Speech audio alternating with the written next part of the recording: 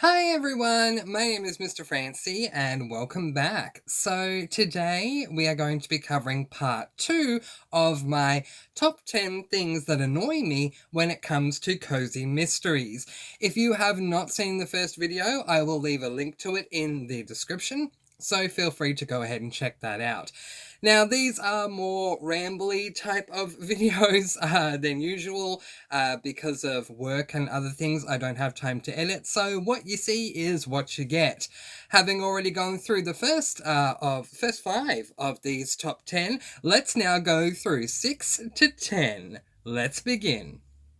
Once again, before we begin, I just want to reiterate that I love cozy mysteries. I don't feel like I could be sitting here saying what annoys me about a cozy mystery if I hadn't read many of them, and I've read many because overall I do love cozies. I am doing these videos purely to make a point that there are things that do annoy me, and that I feel that there are easy ways to change these things so that they don't continue to occur in the future. Alright, with that little disclaimer out the way, let's begin.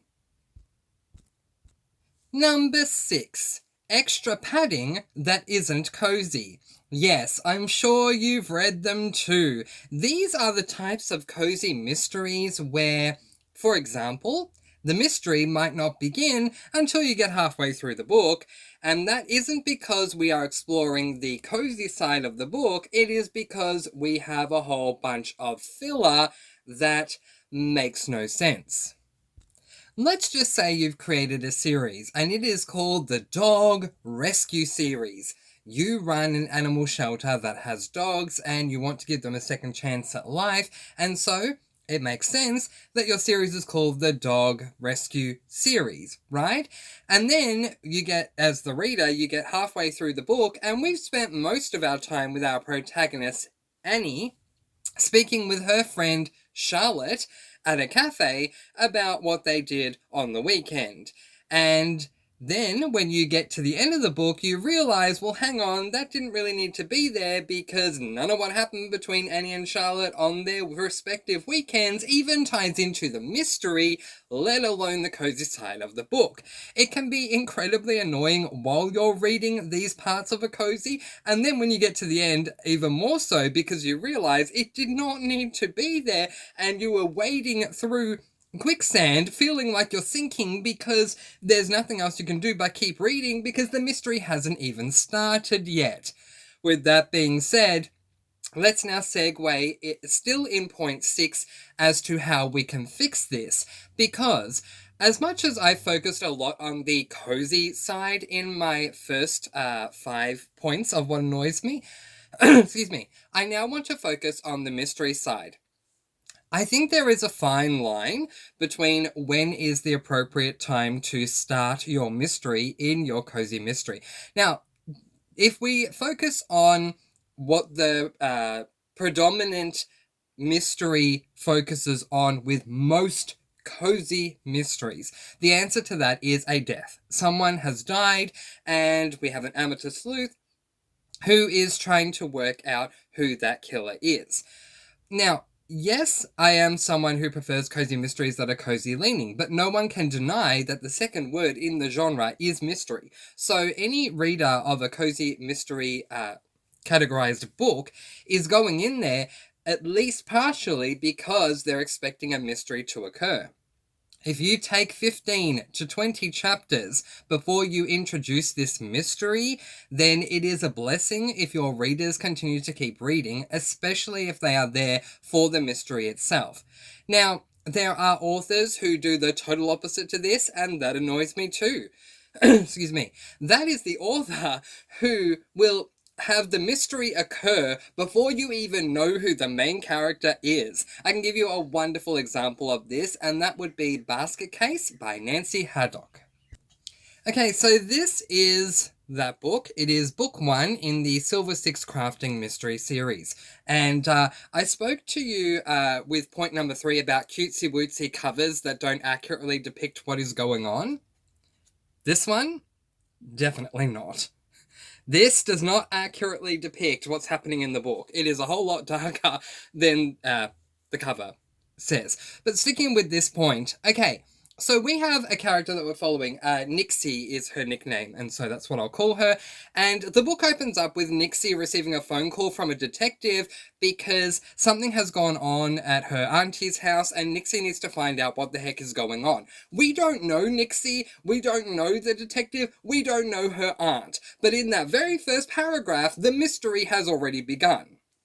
This absolutely annoys me because if I'm trying to solve a mystery, I at the very least need to be invested in at least one of the characters. But if I don't know you and the mystery has already begun, I don't feel invested in that mystery. And it may take me a long time to feel invested in the mystery because then the author, especially in a cozy, needs to go back and try and introduce me to this character and weave that introduction into the actual mystery itself. So, yeah, that annoys me. If you start too early or if you start too late. Let's say hello to Class Reunions Are Murder by Libby Klein. Okay, actually, this cover is a great depiction of the story because at least half the book is set at a class reunion. So, yay for the cover. However, this is a very, very, very thick and long cozy mystery. It is a good 400 pages long, which is leaps and bounds longer than your standard cozy.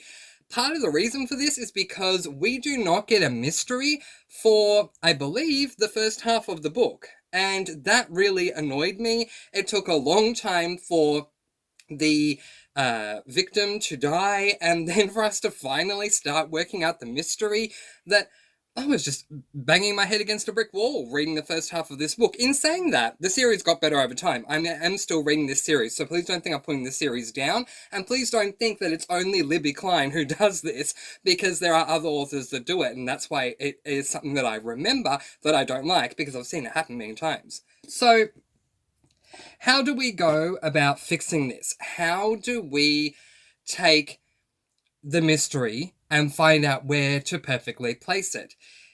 It really does depend on what book number we're up to in the series. Is this book number 1? Is it book 3? Is it book 5? You know, how well do we know the characters? For book number 1, I would say introduce the mystery in chapter number 3. That gives you 2 chapters to introduce us to the main character, for us to not only get to know the main character as a person, but also to get to know them professionally. Pretty much every single main character that I've read in any cozy has a job, and that job is fleshed out to a certain degree depending upon the cozy. So if you give 2 chapters, we get to hear the backstory of that character, we get to see them doing the work they do, we get introduced to other characters who will walk alongside them in the story, whether they are friends, family, co-workers, whatever it is, and then we can begin the mystery. It didn't take too long to get there, and we're also invested in the characters. Number 7.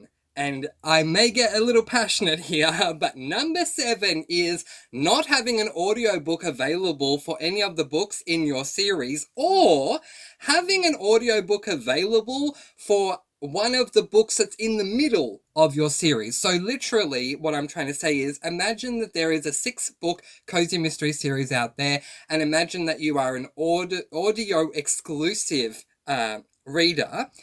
And let's just say that book number 3 is available on audiobook. Book 1 is not. Book 2 is not. Book 4 is not. Book 5 is not in a 5-book series. But book 3 is. Why? That doesn't make any sense to me. I'm so sorry, a timer went off, and I don't know why, so we'll keep going. Yeah, so I am not an audio exclusive reader, however, I do like to multitask when I read, so oftentimes I will listen to the audio version while I'm doing something like crocheting, for example. There are other people out there, not only people that I've heard of, but people that I actually know who struggle to consume a book in any other way aside from audio. Now, I get it. It's not necessarily the easiest path to go down to transform your book into an audio version. It does cost a lot of money. It does take a lot of research to make sure that you have the right audio narrator for yourself, because, I mean, I've come across some audio narrators that in my opinion, just did not serve the book well at all. In fact, I reached out to an author recently. I'm going to spill some tea here, but in a good way, because I wonder if you all have been wanting the same thing that I have been. I reached out to the authoring duo J.C. Eaton because I wanted to know more about the series. I don't know what the series is called, but book one is Booked for Murder. Why it wasn't all on audiobook, but one of them randomly is. J.C. Eaton actually got back to me, so here's your exclusive. So apparently the audio narrator did that random book that you can see on Audible. There's just one book in the entire series, and they didn't like it. They felt that the characters weren't represented that well, and so they decided to not go down the audio path at all with that series. They have told me that they are creating a new series, though, and they have a new narrator on board, and that will be available as an audiobook, but that is why. So that explains it. I understand that. The problem with not having audiobooks in general when it comes to cozy mysteries is that you are, as the author, you're missing out on sharing your books with those who are limited to only listening to an audio version. And if you are an audio listener, whether you prefer the audiobook or whether you can only exclusively consume a book through an audiobook, then you do miss out altogether. One of the biggest struggles for me was the Popcorn mystery series. This is Kernel of Truth by Christy Abbott. And I had been looking forward to this book ever since I found out that it is literally called a popcorn shop mystery series. However, this book is not available on audiobook, so I physically tried to read it myself. I still have a bookmark in here, and I started this book a long time ago. I'm only 83 pages in, and I don't think I'm going to be going any further. So it is very much a letdown when these books aren't available as an audiobook, especially because they are cozies, and cozy mysteries are partially defined by their cozy nature. They are warm, comfort, hug type reads, and so these would be amazing books for readers to consume who struggle to physically read and can only consume books by listening. So it does, yes, annoy me when I come across what looks like a potentially amazing series or even a potentially amazing cozy mystery book, and it is not available as an audiobook. How do we fix this? I think there are ways to fix it that could work. I understand that financially it does cost a lot of money. I don't say anything unless I know this for sure. I've been doing research myself to try and find an voice actor to narrate the cozy mystery that I'm currently working on, and the prices that they are asking of me, there's no way I can afford that right now. So I do understand that it is not at all easy, but one option that you have is to voice record the audio yourself. It could be another great way to get your book out there, because if you voice record it yourself, maybe you can upload it to something even like BookTube, or put it on your own website and charge people to listen to it exclusively through your website. Those are some options. But it does definitely annoy me when I come across a cozy mystery book and I think it's going to be amazing for me or for someone who I know, because I have a family member who can only listen to audiobooks. That's the only way they can do it. I come across a book that... Sorry, my phone started ringing. And then, I realized that the audiobook's not available for them. And it's a letdown for me, and then a letdown for me to have to tell them, I found the perfect book for you. Unfortunately, it's not available on audiobook. Or there'll be other times where I say, I found the perfect book for you, and I explain it to this family member, and they get really excited, and I say, okay, I'm just going to look up where the audiobook is, and I can set you up with it right away, and it's not there. And what do we do? Because now you can't consume this book. So, that definitely does annoy me. Coming in at number 8, not having a physical book option. Okay. Let's all just calm down and take a very quick breath, because Mr. Francie, your man, does not read ebooks. No. And also, I love the tangible experience of holding a book. Whether I listen to that book on audiobook or whether I read it physically, I love physical books. And so I will purchase a physical book regardless of whether I intend to physically read it or listen to the audio version. This year, thanks to Elizabeth from booktube channel Lizzie Faye Loves Books, I started doing a SAS list, which is a serious about series list where you write out a list of series that you'd like to either begin, continue on with, or finish by the end of the year. And I was really enjoying my time doing that. I then started noticing how fantastic it was having my series in physical books grow throughout the year. Going, oh, now I've got another one, now I've got another one, yay! And my bookshelf is going to be filled with a number of these books in this series, which is so wonderful. I don't know why this is the case, because, as I said, if I tell you I know something, it's because I've done the research and I'll back that up. But I actually don't know the reason for this. But there are authors out there who are exclusively now only publishing through an ebook when it comes to Cozies, and this doesn't make sense to me at all. Maybe it's because they can't afford to maybe it's because they can't afford to individually indie publish their work. Maybe it's because traditional publishers don't want to publish their work. I don't know until I've read the book. But the problem is, if you're only going to be publishing through an ebook, then those who don't consume an ebook for whatever reason, my genuine reason is because I have incredibly sensitive eyes. I've had this discussion with a lot of people over time who have suggested a number of different ebook device options to me that may work for me. And I have spoken to others who have told me that no, it still won't work for you with your eyes. So this is just the reality for me. It's just not going to work for me. And so therefore, if you as an author are only going to exclusively publish as an ebook, then I'm not going to be able to read your work. But taking it from a selfish perspective and putting it into a perspective of the greater good out there, those who cannot consume via an ebook will not get the chance to consume your work. And it doesn't make sense to me why you wouldn't try to at least try and publish your book in the most common format, which will be a physical copy of the book before you do anything else. But even if you can only do two options, it's much better to release an audio or a physical book than to just release an ebook, because you're cutting yourself off from potential other readers that you may have. So that annoys me.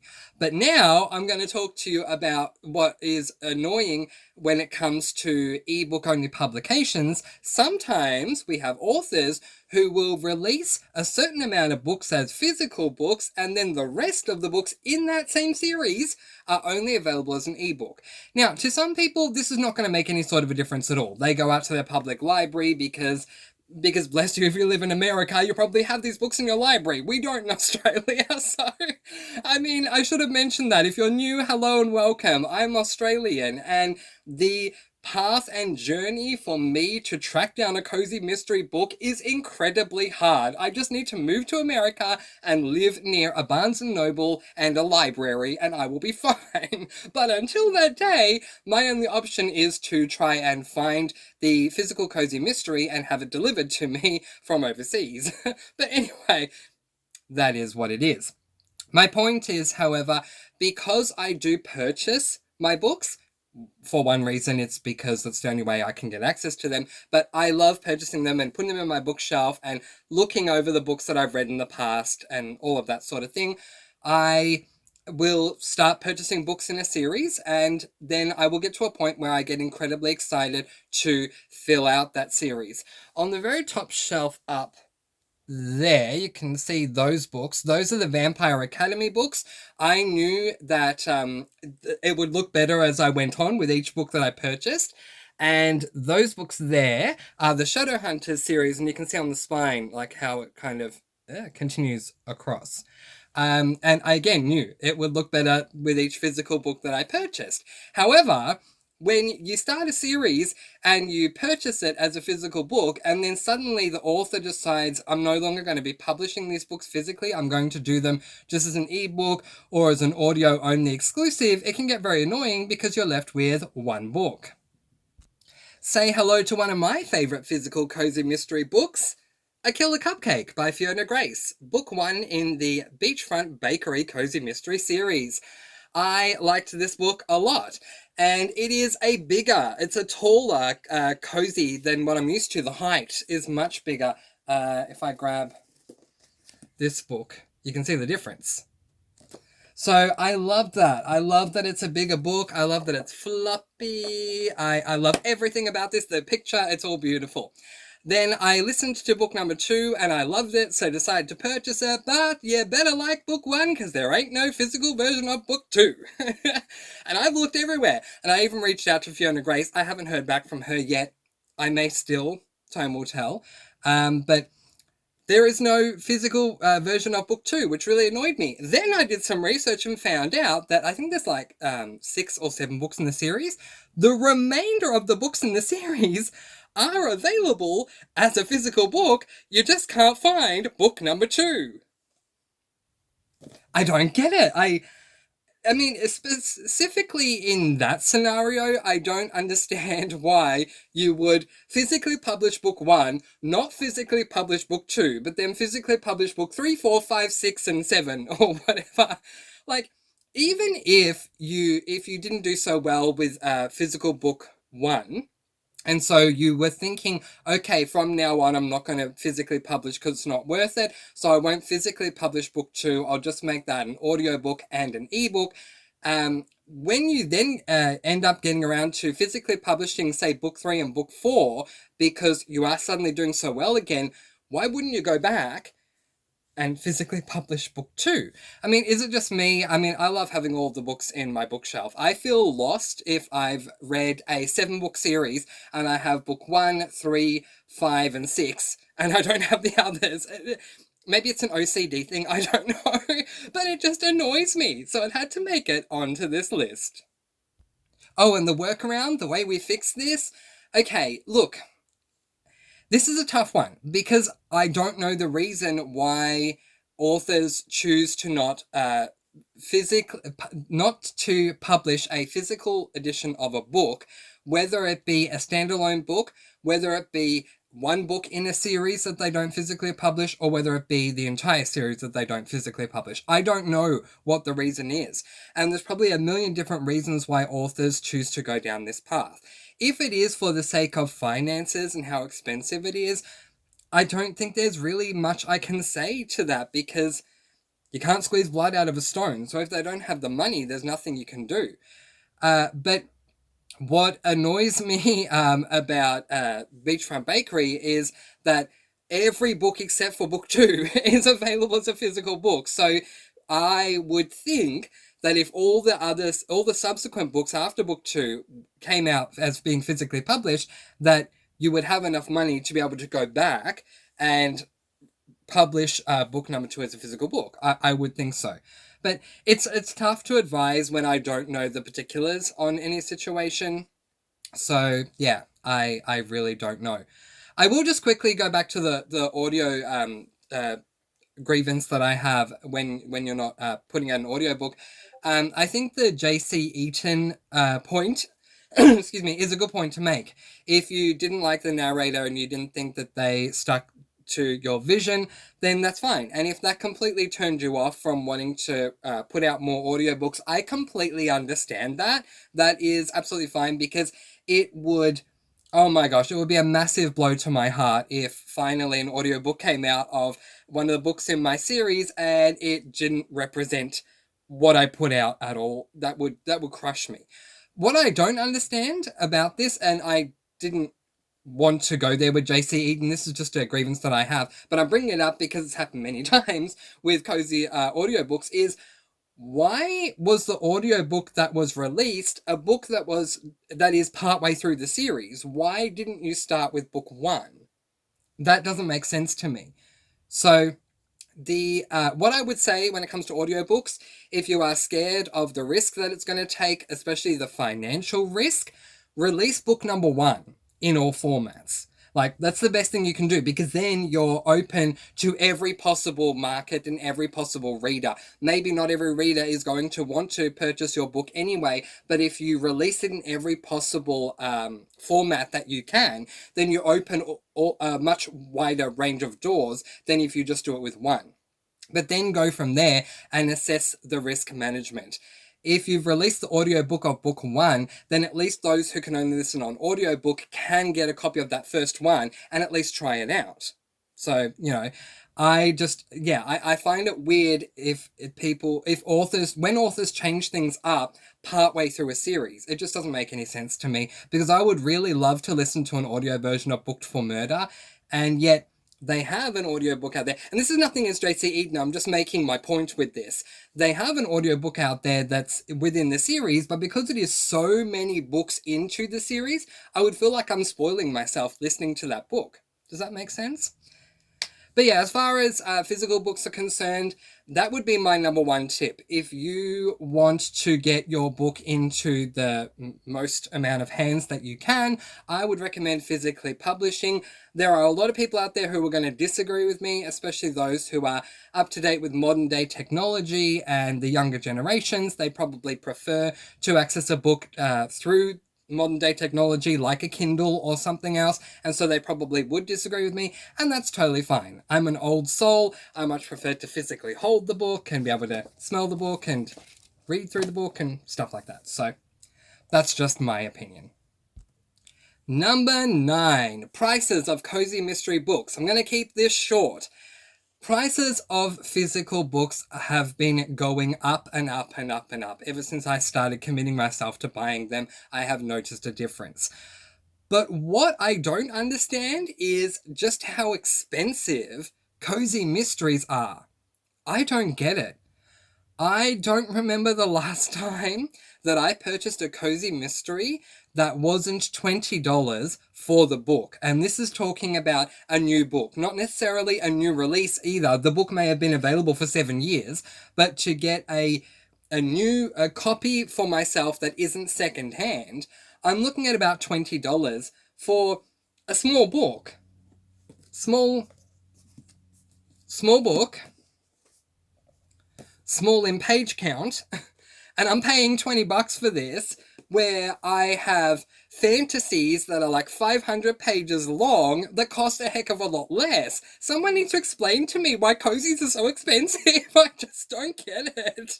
I really don't understand it. There's a book that I read this month. I'm not going to say what the book is because I don't want to put that author down. But there's a book that I read this month that I love so much. The cozy is $25 for me to buy. I can't justify that. I can't justify spending $25, a quarter of $100 for a cozy mystery that is like 250 pages long. It doesn't make sense to me. Why are they so expensive? If you know, comment below and let me know. I don't know the first thing that I would do to try and change this because I don't know the way that the system works when it comes to coming up with prices and evaluating what a certain book should go for and why. It doesn't make sense to me. But I will say this. If a very well-known, very well-established author like Brandon Sanderson sells books at a much cheaper rate that have a much higher page count, and the book is taller and wider, something isn't adding up here for me.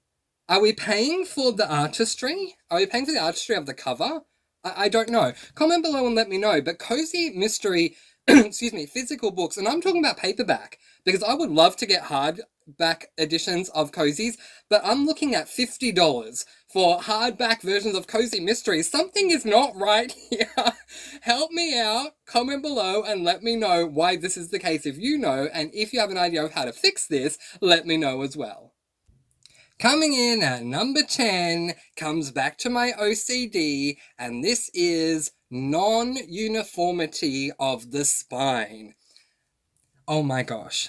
It is very hard for me to look at any of the shelves on my bookshelf and not see uniformity when it comes to series. By uniformity, I mean that the spines all look the same. They look like they're part of the same series. I pointed out the Vampire Academy there and Shadowhunters there, and how they look very uniform. When you look at them, you can tell that they are a part of a series. And now let's take a quick look at these books in this shelf. All of them are cozies. Sometimes it's easier to tell which books belong together in the same series, like these three. The Christmas Tree Farm series makes sense. These three, the Spelford Cove series. They're all white on the cover, and they all have a similar, sorry about the angle, a similar design. Now, these four, the books are turning, and so I apologize. These four here are all part of the same series. These two are taller, these two are shorter. What's going on here? But then, when we move to here, we have all these books here, and at first glance, it's hard to tell what matches up and what doesn't. Even these three, 1, 2, 3, they are part of the same series, and yet the pictures cascade upwards. It doesn't make sense to me. I don't know. Maybe I'm too OCD for this stuff, and maybe I'm nitpicking with certain things, but when I buy a series, regardless if it is a cozy mystery series or not, when I buy a series, I want it to look uniform. I want to see that they look the same. Make this make sense. But that is it. Those are the top 10 things that annoy me about cozy mystery series. At some point, if I have time, I'd love to do a top 10 things that I love about cozy mystery series, but these two videos needed to come out so I could have a moment to discuss with you some of my grievances. Do you agree with these grievances? Do you disagree? Comment below and let me know. Let's start a discussion on it. I am hoping to come back very soon to do a vlog, not a reading vlog, but a vlog itself, talking about all the things that I've been up to in the past week, so you can keep an eye out for that. But in the meantime, that is where I am going to leave it, letting you all go with peace, blessings, and so much love. Please do be kind and love one another, and spread that sparkling energy all throughout the world, and join us on Discord, link to that down there, at the Sparkling Cafe. Thank you to everyone who voted for that one. Alright everyone, I love you all, and I'll see you all soon. Mwah. Bye everyone!